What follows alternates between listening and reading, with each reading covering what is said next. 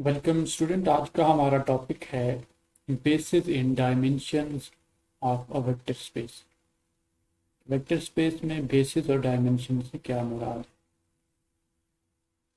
Student से हमारे पास कोई एक वेक्टर स्पेस है V F over the field F और एस कोई सबसेट हो वेक्टर स्पेस वी एफ का, नॉन एम्प्टी सबसेट। ये जो नॉन एम्प्टी सबसेट है वेक्टर स्पेस का, ये बेसिस कहलाएगा अगर एस दो कंडीशंस को सेटिस्फाई करे। पहली कंडीशन ये है कि vector space V is equal to linear span of S। Mean के वेक्टर स्पेस के हर एलिमेंट को linear combination of the element of S form में लिखा जा सके। पहली कंडीशन,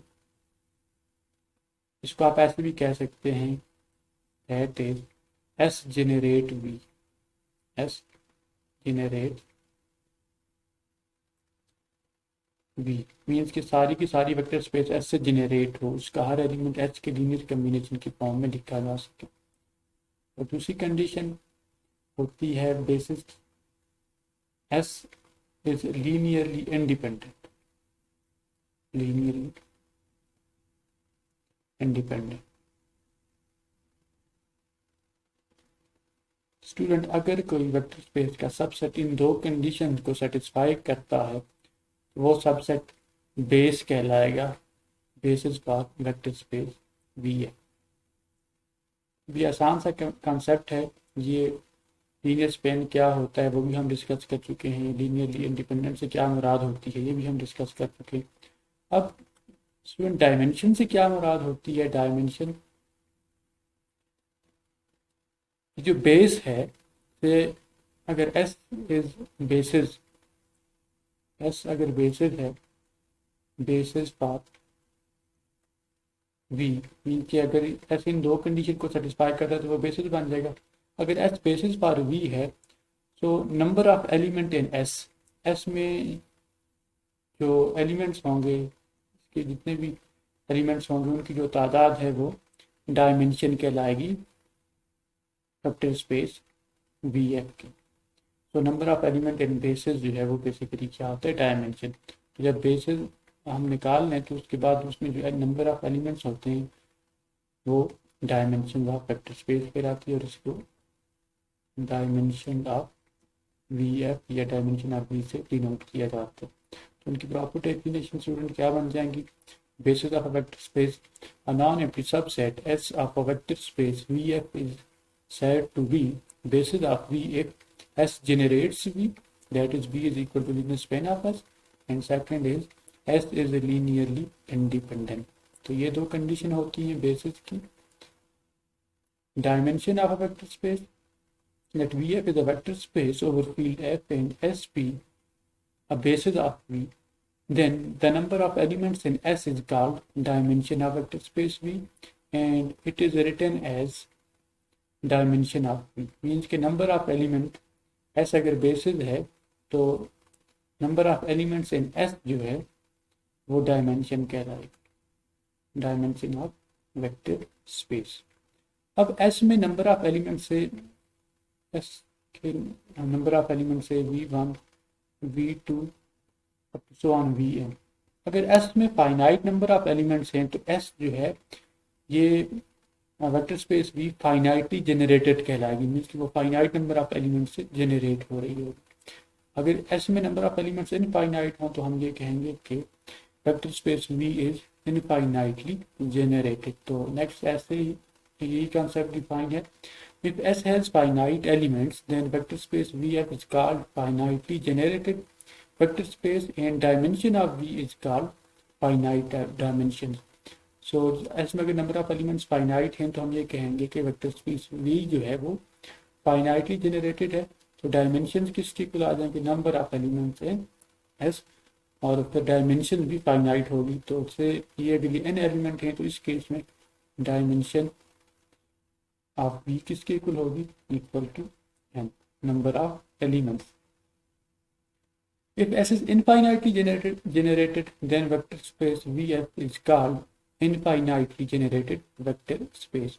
अगर एस में नंबर ऑफ एलिमेंट्स इनफाइनाइट हों, S is equal to v1 v2 up to so on, means के हम फाइनाइट एलिमेंट्स से उसको जनरेट ना कर सकें तो फिर वो वेक्टर स्पेस इनफाइनाइटली जनरेटेड कहलाएगी।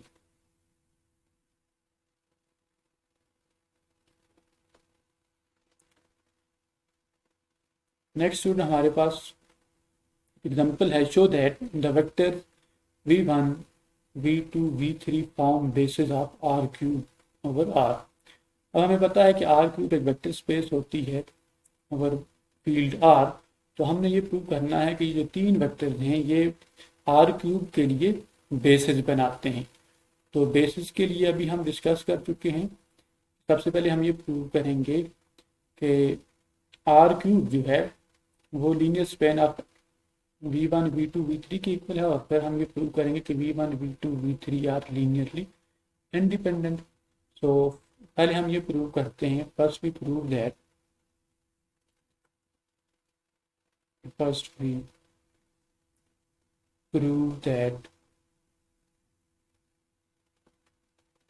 r cube is equal to linear span of S, where S किसके इक्वल हम लेते हैं, S is equal to v1 v2 v3। S में कौन से वेक्टर्स हैं, v1 v2 v3 ये वेक्टर्स हैं। इनको आप ऐसे भी कह सकते हैं, first vector 1 0 1, second vector is 1 0 -1, second vector is 1 2 1, and third vector is 0 -3 2।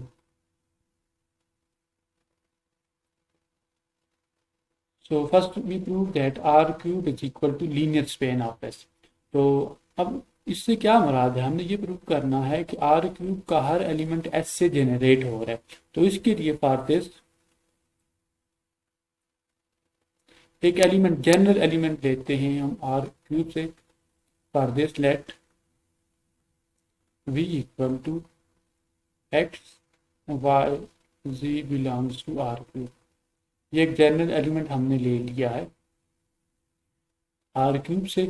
तो अब हम ये प्रूव करते हैं कि this vector v is linear combination of v1 v2 v3।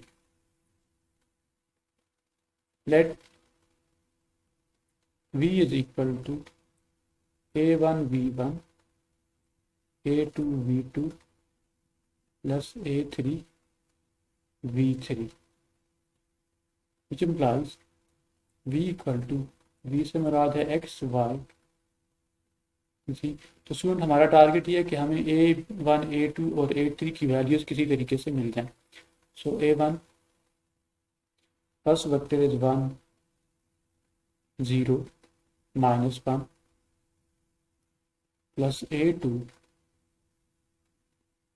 second vector is 1 2 1, a3 third vector is 0 -3 2। तो यहाँ से हम ये वैल्यूज निकाल लेते हैं, x y z is equal to first vector ये बन जाएगा a1 0 -a1 plus a2 2a2 फिर a2 प्लस फर्स्ट कंपोनेंट इसका 0 बन जाएगा -3 a3 and last component is 2a3। तीन कंपोनेंट बन जाएंगे। यहाँ से हम ऐसे लिख सकते हैं x y z is equal to a1 plus a2, components को ऐड कर देते हैं। फिर इसी तरीके से सेकंड कंपोनेंट क्या बन जाएगा 2a2 -3 a3 and last component is minus a1 plus a2 plus 2a3 plus 2a3। और स्टूडेंट हम यहाँ से ऐसे लिख सकते हैं x is equal to a1 plus a2, y is equal to 2a2 minus 3a3 and z is equal to minus a1 plus a2 plus 2a3। Equation 1, equation 2, equation 3।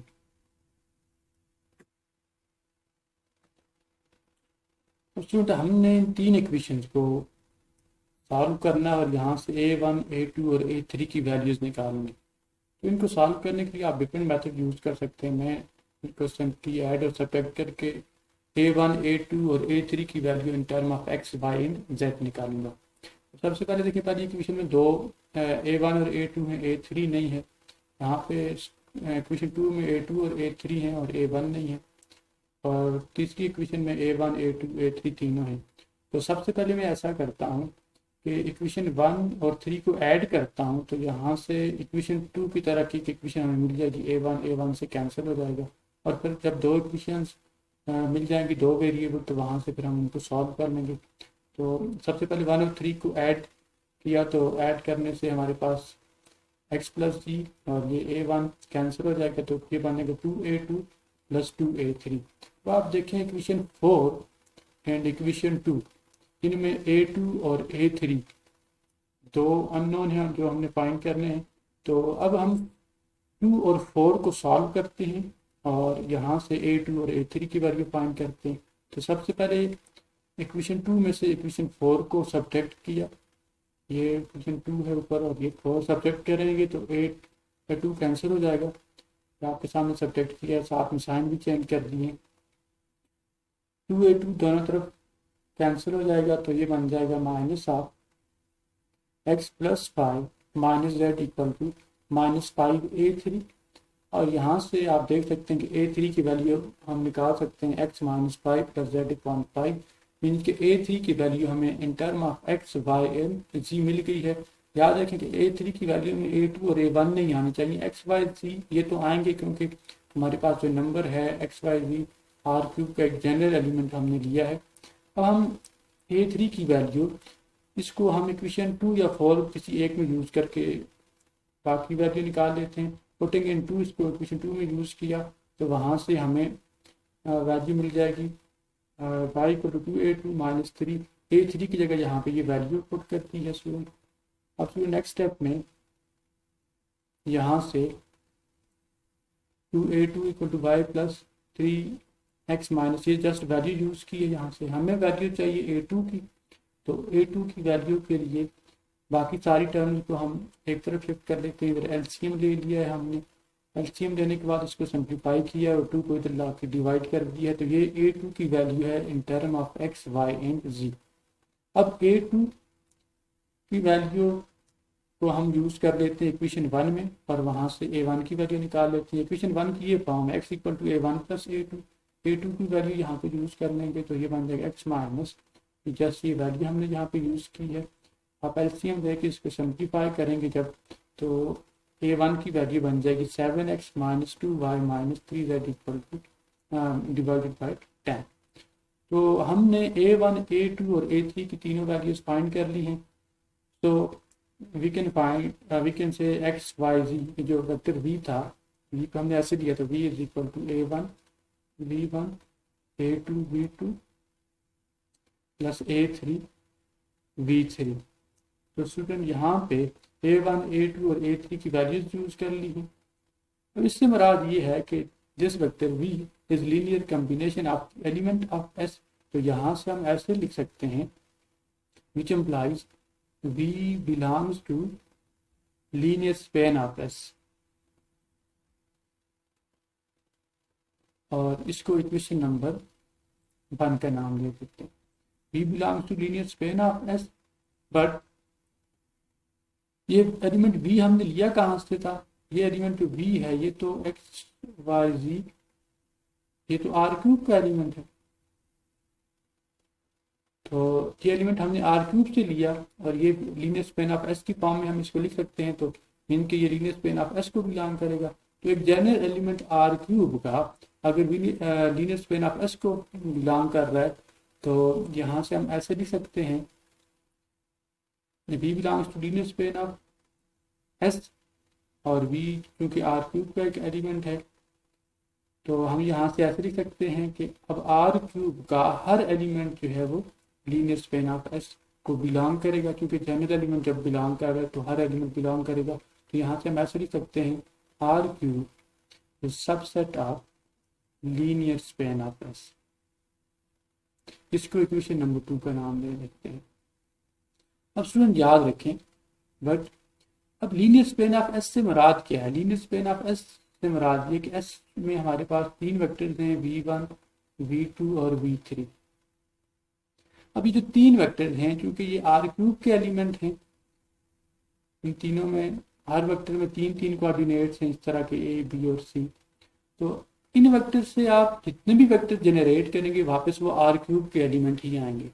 Means के जब आप आर क्यूब के 3 vector आप ले लें और फिर वहां से आप उसका लीनियर कम्बिनेशन बनाना शुरू करेंगे तो वापस आपको आर क्यूब का ही एलिमेंट मिलेगा। But linear span of S is subset of R cube, ये तो हमेशा के लिए आर क्यूब का ही सबसेट होगा, क्योंकि लीनियर एस से जितने भी एलिमेंट आप जनरेट करेंगे वो तो आर क्यूब को ही बिलोंग करेंगे, क्योंकि ये 3 डायमेंशन स्पेस या 3 डायमेंशन स्पेस के वेक्टर हैं। तो इनको आप ऐड करें, सब्ट्रैक्ट करें, वापस आपके पास 3 डायमेंशन स्पेस मीन कि आर क्यूब का ही एलिमेंट आएगा। इसको इक्वेशन नंबर 3 का नाम दे दें। अब आर क्यूब सबसेट है लीनियर स्पेन ऑफ एस का। लीनियर स्पेन ऑफ एस ये ऑलवेज सबसेट होता है आर क्यूब का अगर हमारे पास वेक्टर इस फॉर्म के हो। सो फ्रॉम 2 and 3 हम ऐसे लिख सकते हैं R cube is equal to linear span of S, that is S generates R cube. S generates R cube. तो ये स्टूडेंट इसकी फर्स्ट कंडीशन हमने प्रूव कर ली है कि R cube is equal to linear span of S। अब हम अगर ये प्रूव कर लें कि S लीनियरली इंडिपेंडेंट है तो हमारा रिजल्ट जो है वो प्रूव हो जाएगा।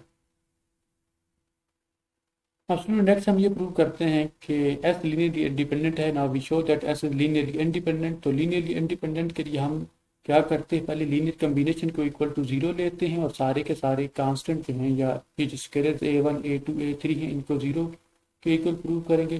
सो सबसे पहले लीनियर कम्बिनेशन को इक्वल टू 0 लिया, तो ये एग्जैक्टली वही स्टेप हैं जो हमने फर्स्ट पार्ट में किए हैं, सिर्फ राइट हैंड साइड पे अब 0 है। सो ये 0 से मुराद ये 0 वेक्टर है आर क्यूब का, जिसको आप इस फॉर्म में भी लिख सकते हैं 0, 0। ऐसे भी लिखा जा सकता है, ये जो 0 है मीन कि ये 0 वेक्टर है आर क्यूब का। तो आर क्यूब के वेक्टर की ये फॉर्म होती है, तो यहाँ से इसको भी आप इस फॉर्म में लिख सकते हैं। सो हमने यहाँ से ये ऐड किया और फिर उसके बाद एक वेक्टर बना लिया ये। अब ये वेक्टर इक्वल टू 0 है तो हर एक कंपोनेंट को इक्वल टू 0 लिया, तो एग्जैक्टली उसी मेथड से 3 इक्वेशन बनाई हैं, लेकिन अब राइट हैंड साइड पे हमारे पास 0 है। अब हमने ये प्रूव करना है कि a1 a2 a3 ये इक्वल टू 0 है, तो आप इनको ऐड और सब्ट्रैक्ट भी कर सकते हैं, लेकिन मैं इसको मैट्रिक्स फॉर्म में कन्वर्ट करता हूँ और फिर इनको सॉल्व करता हूँ। सो इनकी जो मैट्रिक्स फॉर्म है वो क्या बन जाएगी, इसमें हम कोफिशिएंट लिखेंगे a1 a2 a3। तो matrix associated to above system of equation is। अब यहाँ से जो मैट्रिक्स हम निकालेंगे, मैट्रिक्स में पहले a1 प्लस a2 है तो मीन्स के 1 1 और a3 0 है पहली इक्वेशन में। सेकेंड इक्वेशन में देखें a2 और a3 है, a1 0 है 0 और ये 2 और यहाँ पे -3 और इसी तरीके से लास्ट में -1 और ये यहाँ पे 1 आ जाएगा और 2 इस मैट्रिक्स को हम मैट्रिक्स ए का नाम दे देते हैं। तो ये मैट्रिक्स हमारे पास है। So let this matrix is equal to A. अब स्टूडेंट हमने इसका डिटर्मिनेंट निकालते हैं। अगर तो डिटर्मिनेंट इसका नॉन जीरो आ गया तो इससे मुराद ये होगी कि सारे के सारे जो कांस्टेंट हैं वो किसके इक्वल होंगे, जीरो के इक्वल होंगे। Now determinant of A is equal to, इसका डिटर्मिनेंट किसके इक्वल आ जाएगा, फर्स्ट रो से एक्सपेंड करते हैं इसको 1, और यहाँ पे आ जाएगा 2 माइनस 3 1 2 माइनस 1, फर्स्ट रो से एक्सपेंड करेंगे तो इसके माइनस क्या बन जाएंगे, 0 माइनस 3 माइनस 1 2 का डिटर्मिनेंट लास्ट में 0 ही आ जाएगा, इसके साथ जो भी मल्टीप्लाई होगा 0 आएगा। तो इसको डिटर्मिनेंट ऑफ ए किसकी इक्वल आ जाएगा, determinant of A is equal to 1 into ये बन जाएगा 4 प्लस 3 माइनस 1 इंटू बनेगा 0 माइनस माइनस प्लस, और एक माइनस फार्मूले का है तो ये माइनस 3 आ जाएगा।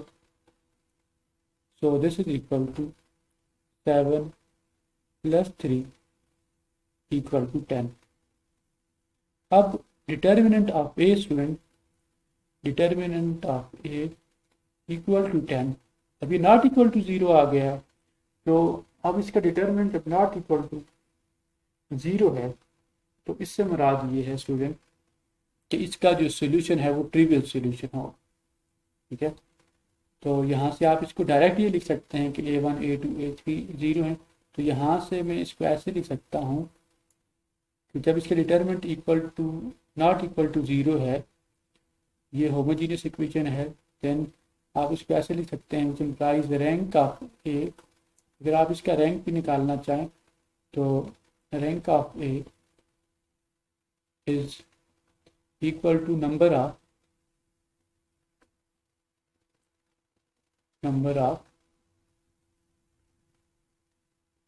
unknown,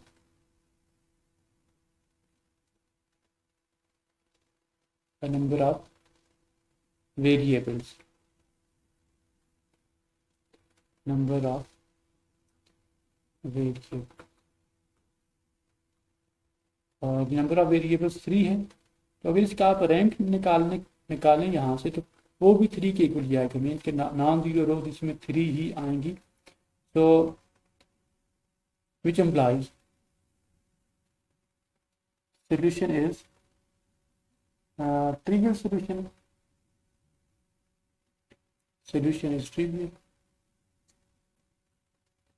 is trivial और ट्रिवियल सॉल्यूशन क्या होता है जिसमें सारी वैल्यू 0 होती है, तो implies a1 equal to a2 equal to a3, सारे के सारे जो स्केलर हैं किसके इक्वल होंगे। तो स्टूडेंट ये जो मैं यहाँ पे rank of A equal to number of variables equal to 3, ये आप नाम भी लिखें, यहाँ से आप डायरेक्ट लिख सकते हैं कि a1 a2 a3 equal to 0 जब इसका डिटरमिनेंट नॉट इक्वल टू 0 आएगा। फिर आप इसका रैंक भी फाइंड करना चाहें तो रैंक जो है वो भी इसका 3 के इक्वल ही आएगा। तो इसका सोल्यूशन जो है वो क्या है, ट्रिवियल सोल्यूशन है। जब ट्रिवियल सोल्यूशन है तो यहाँ से हम ऐसे लिख सकते हैं एस इज लीनियरली इंडिपेंडेंट।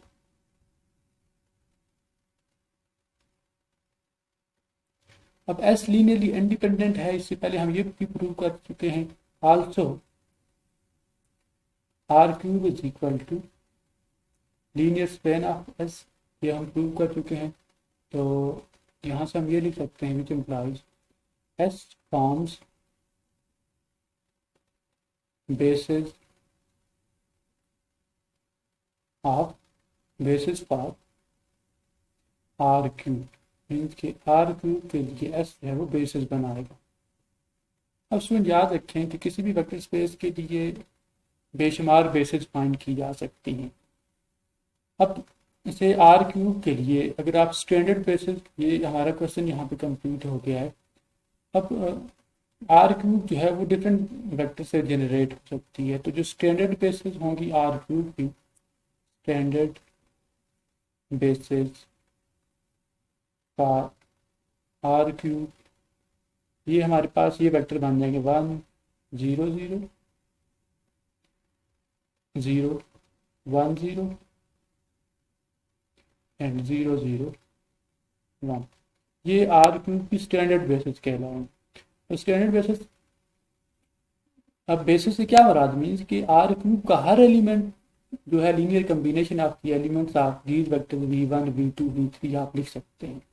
इसी तरीके से आर स्क्वायर की जो स्टैंडर्ड बेसिस होंगी, standard basis for R square, R square की क्या होनी चाहिए, 1 0 0 1। ये आर स्क्वायर की स्टैंडर्ड बेसिस कहलाती हैं। सो स्टूडेंट, ये था हमारा आज का लेक्चर जिसमें हमने बेसिस और डायमेंशंस को डिस्कस किया है। अच्छा, अब डायमेंशन अगर आप यहाँ से निकालना चाहें, से एस तो बेसिस थी, अब एस में नंबर ऑफ एलिमेंट्स 3 थे, तो डायमेंशन जो है, डायमेंशन ऑफ एस वो भी किसके इक्वल आएगा, 3 के इक्वल ही आएगा।